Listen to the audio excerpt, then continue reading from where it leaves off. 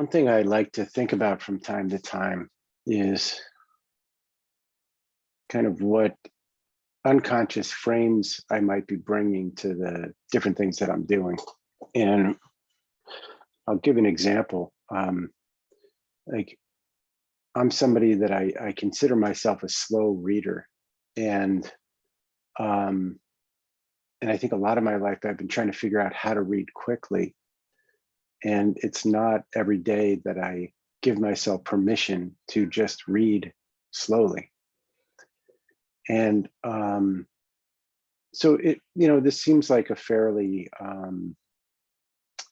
innocuous desire on my part. Like I would love to be able to read quickly. And yet that desire to read quickly at times has hindered my ability to just read in a focused way. Whereas when I just lose myself in the experience of reading, then I lose track of whether or not I'm reading quickly or slowly. And in fact, I might enjoy really savoring and slowing down. But it's really nice to just give myself permission to do that.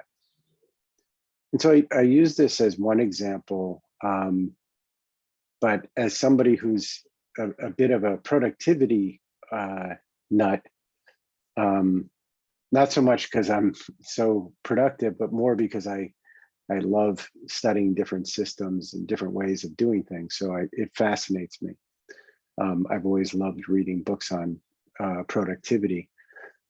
And yet I think the same dynamic is there. And one thing I've realized in my life is when I give myself permission to go slowly, and I mean really slowly, that's when I'm usually able to improve how I do something. Because when I'm trying to do it quickly, a lot of times quick is a cousin to being clumsy or being distracted. Whereas slowing down is when I can notice opportunities to improve something or to settle into it or to get good at it.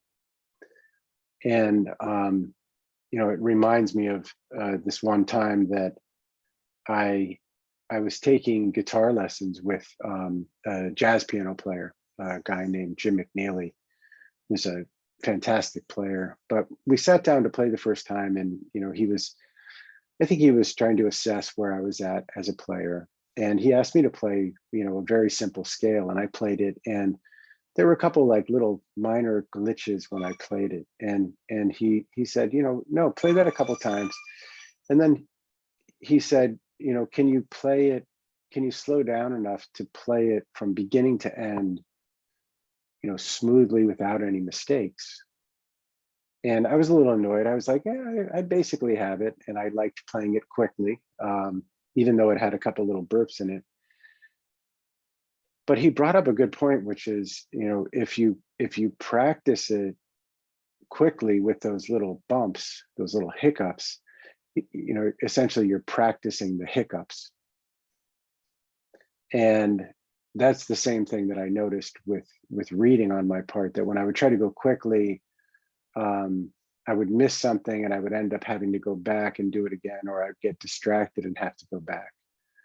Whereas when I really went slowly and let myself go back if I wanted to process something a little bit more deeply, that was when I would be more engaged and able to really improve it.